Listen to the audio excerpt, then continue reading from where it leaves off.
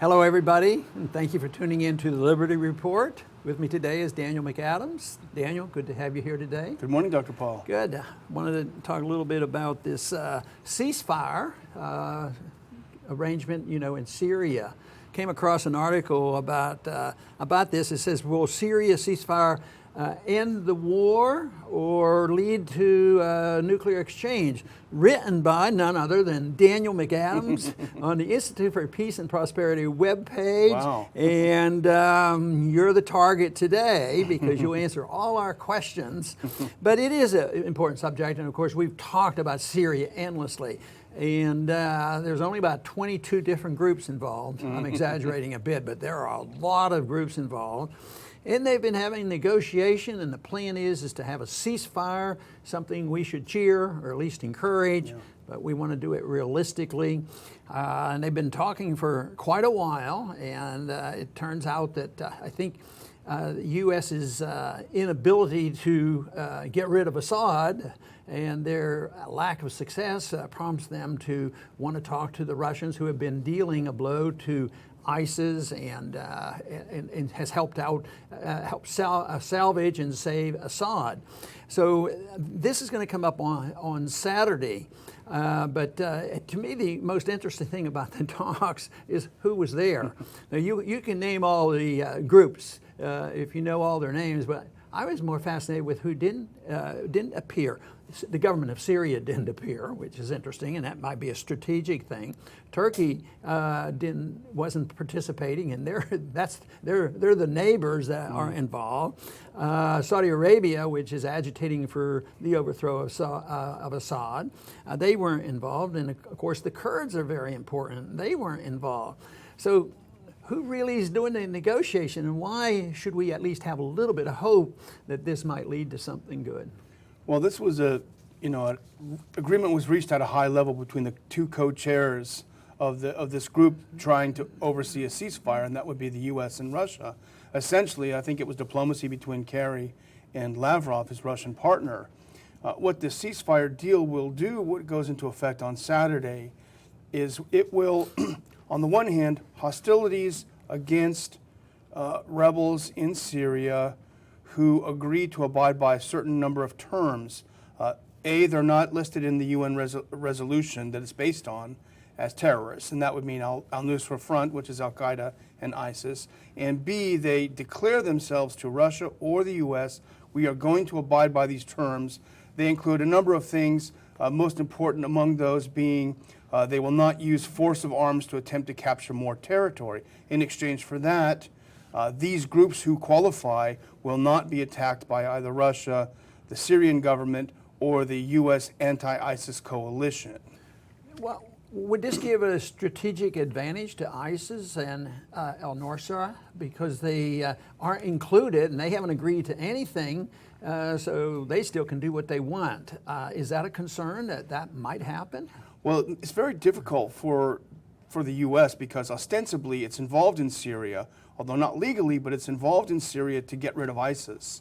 Although it has, and al-Qaeda, you would think, although it has certainly indirectly partnered with both of these groups at times, but what this does mean is the appearance of the U.S. Fight against ISIS will remain in force. ISIS and al-Qaeda are on the ropes. They've had some strategic losses in the western part of Syria, and they really are on the ropes. The only country sending them a lifeline right now happens to be Turkey. So. And of course, although Aleppo is still in the hands of the rebels, they're not strong there anymore. As a matter of fact, the Russians have sort of essentially secured that, or getting ready to secure that for Assad, or at least get the rebels out of there. Yeah, they do have it surrounded, and this has been occupied by a number of groups, but primarily the al-Qaeda-linked Nusra Front have occupied Aleppo for, I think, at least 3.5 years. But here's something that you'll sort of in a weird way chuckle about. This is the folly of U.S. interventionism. I was just reading in the Telegraph from a couple of days ago.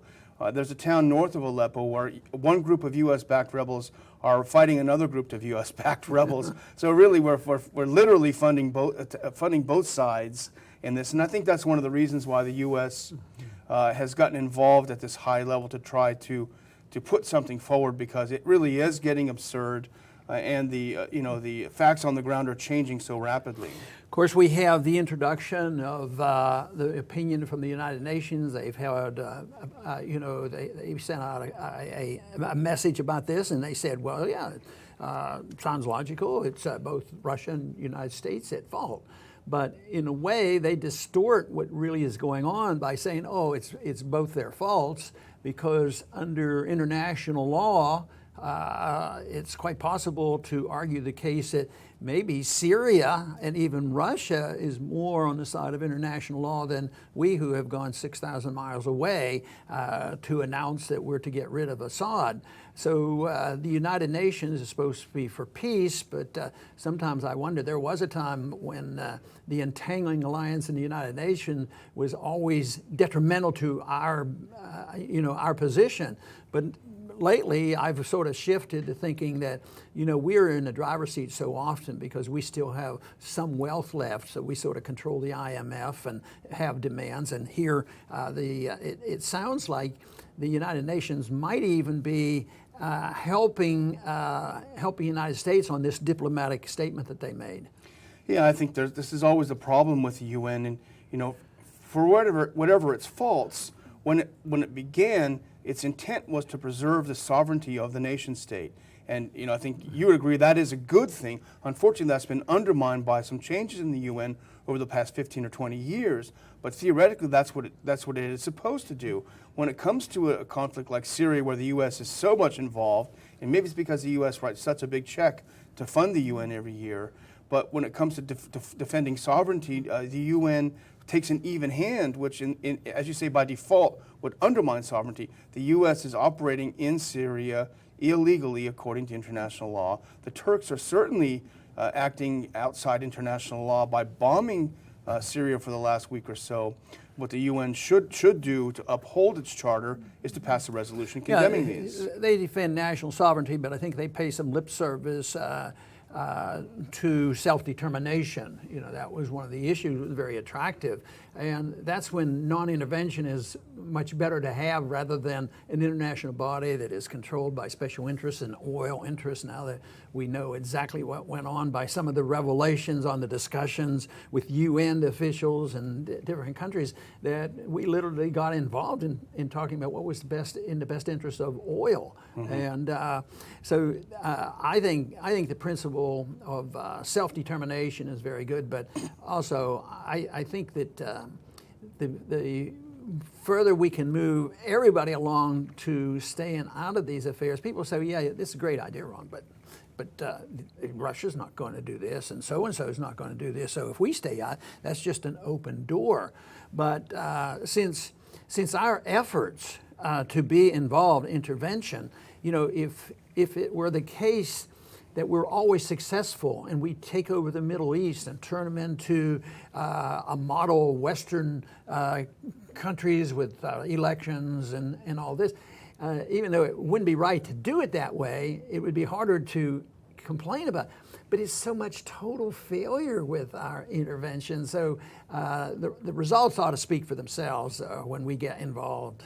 Well, what they would say to you in that case is, well, what are you going to do when a horrible leader is poised to annihilate his population like Gaddafi in Benghazi? But we know now that was a complete lie. He was not poised to attack civilians in Benghazi at all. Those were lies made up by the different NGOs that were involved.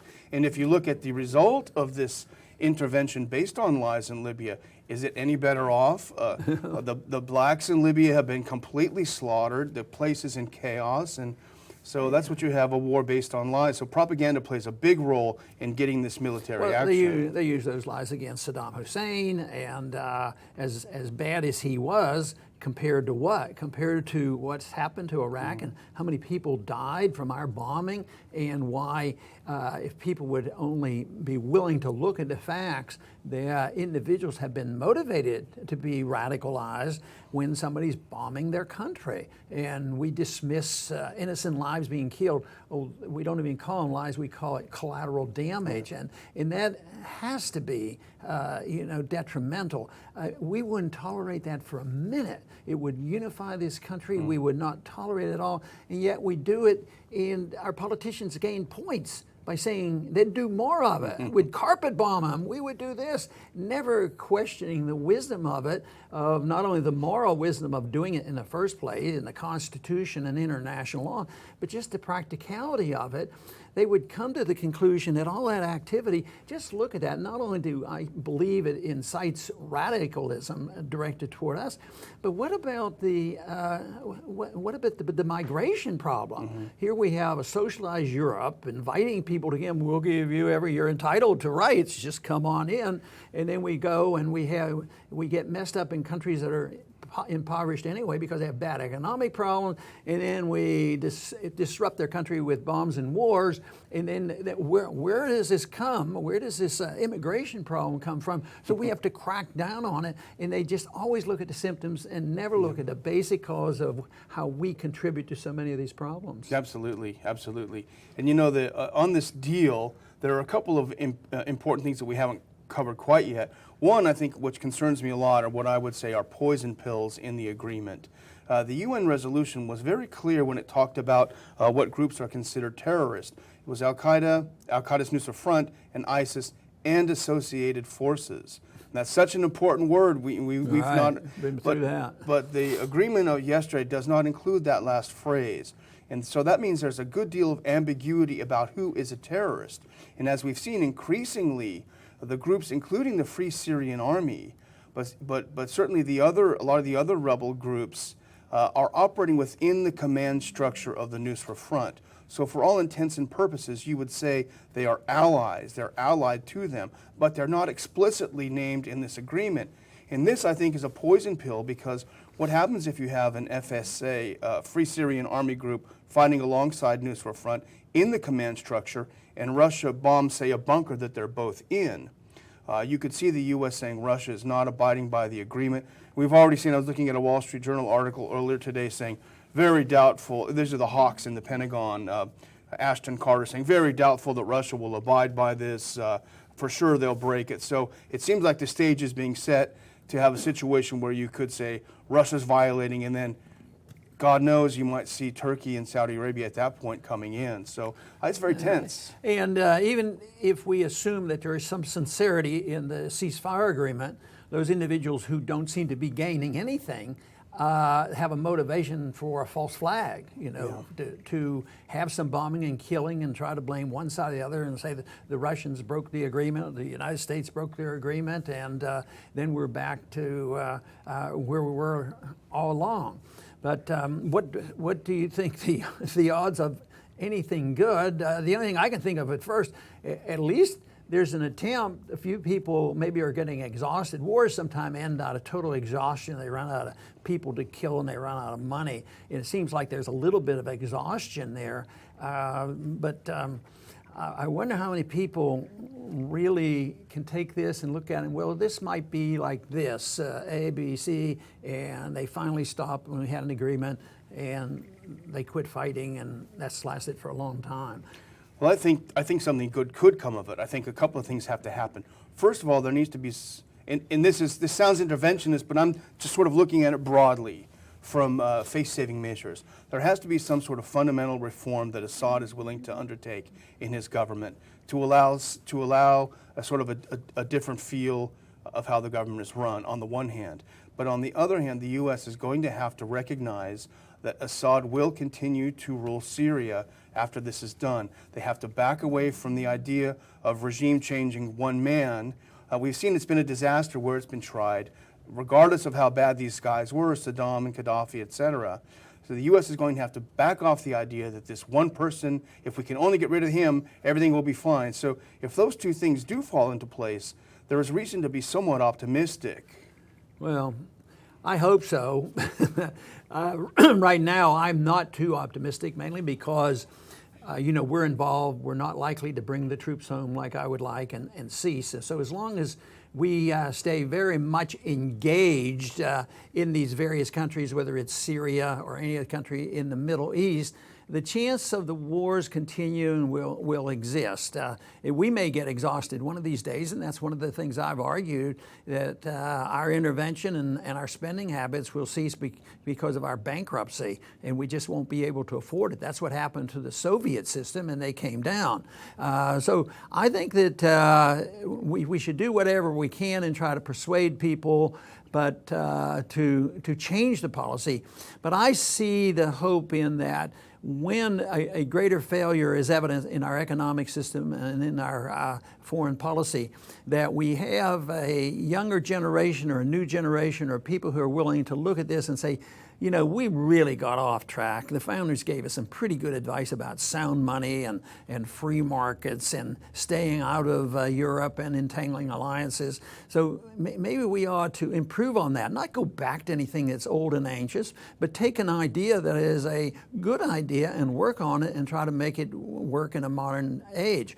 Because we live in an age now where they twist and demagogue the issues. They call us who want more peaceful engagement as isolationists. And of course, that's just a distortion. It's those people who like wars are the ones who are so much involved with putting on sanctions and dropping bombs and interfering with trade. And right now, just look at some of the candidates now. They're talking about trade wars going on.